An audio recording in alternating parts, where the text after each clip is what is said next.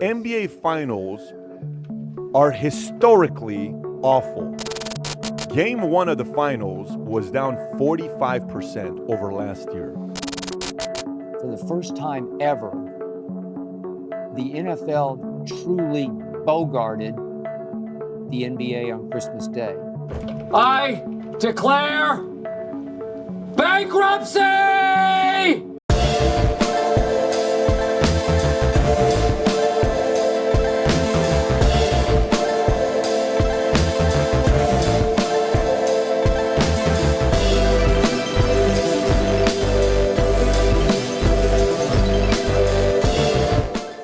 One of America's most famous professional sports owners is selling his beloved team. Mark Cuban may be selling the Dallas Mavericks to casino mogul Sheldon Adelson's widow, Miriam. Mark Cuban, one of the most recognizable NBA franchise owners, sold his Mavericks shares majority to two prominent gambling families. On the first side, all official explanations of the deal make perfect sense. Cuban still holds minority stake in the club. He remains in control of basketball operations, and new owners want to use Mavs as leverage to grow their business, in the same time ensuring Mavericks have stable financial foundation and limitless growth opportunities. Cuban bought Mavericks in year 2000 for $285 million and sold his shares for roughly $3.5 billion, so it seems as yet another successful business venture for Mark. Meanwhile, league sources tell ESPN Michael Jordan is reportedly finalizing a sale of the Charlotte Hornets for about $3 billion. Michael Jordan is selling his majority stake of Charlotte Hornets. Michael Jordan, arguably richest and most successful athlete to ever grace this planet, also sold his Hornets for $3 billion. He originally paid for the franchise $275 million. So definitely a huge profit earned here. But should we believe this is just a coincidence that two such business moguls sell their teams in such a short span of time? Or maybe we should dig a little deeper here. What is the most important principle of buying and selling when you are a businessman? Buy cheap, sell with profit, when the value reaches peak, and bail out. Why did Mark Cuban just sell a majority stake in the Mavericks?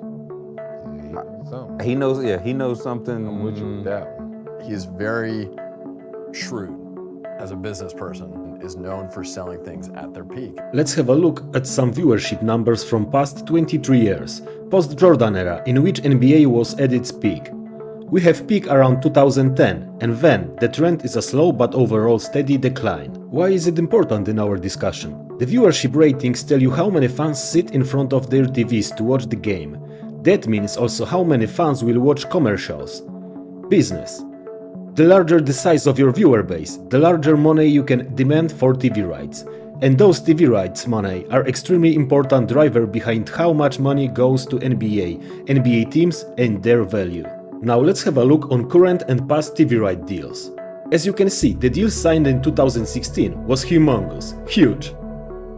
It was pretty much 3 times larger than the previous one signed in 2008. Now what is important, the current balloon deal ends in 2025. As you could see on the viewership numbers, it does not look like ESPN or any other network will be willing to pay that sort of money again, especially when we are hearing so much about recent financial woes of Disney and ESPN. It simply looks like 2023 and early 2024 might be the perfect moment to bail out, as next TV deal might not be so generous, and viewership numbers might suggest that valuation of many NBA franchises might be lower in near future. Talk about the offseason, talk about the things that were uppermost in your mind, and one of those was getting the players to play. How do you feel like you have addressed that and gotten to a point where fans can say, you know what, when I go to the arena, when I pay my money, I'm going to see the guys I want to see? The fans, this is about the fans. If a player is healthy, the expectation is he's going to be on the floor playing. NBA is obviously aware of those numbers and looks like they started to at least attempt to do something in order to improve viewership ratings. What is one of the biggest turnoffs for fans in recent years, if you ask me? Load management. It is a nightmare and people are rightfully pissed. Just imagine that you check the games calendar, promise your kids they gonna go to the stadium with mom and dad. You buy the tickets, the time comes and you hear that your idol, who earns 40 millions per year, is tired and needs to sit. Because playing basketball for life with 3 competitive games per week is killing him. The average American salary is $60,000 per year. You just threw $400 to the trash bin. Kids are set and tomorrow we are going again grinding 9 to 5, if you are lucky. We have been seeing it recently done by Joel Embiid and probably what most Ungered fans, Lakers, with James and Davis sitting out Celtics game. A game which should be like a holy battle between two storied franchises. Whether it's minute-by-minute ratings for games, whether it's streaming data, I mean, it's self-evident, but to the extent a star is not on the floor, and certainly when a star announces or a team announces before the game that star is not playing, that has a big impact on the interest. A cure proposed by NBA to encourage players to simply do their job are new rules of resting players and so-called 65 games rules as addition. Obviously, multiple players are dissing those new rules, adding fuel to fire. Was players are now getting punished for being injured. Because again, now we sit here and now we know that Joel Embiid, who is the front runner of the MVP of the NBA for a second year straight, is now hurt with a torn meniscus.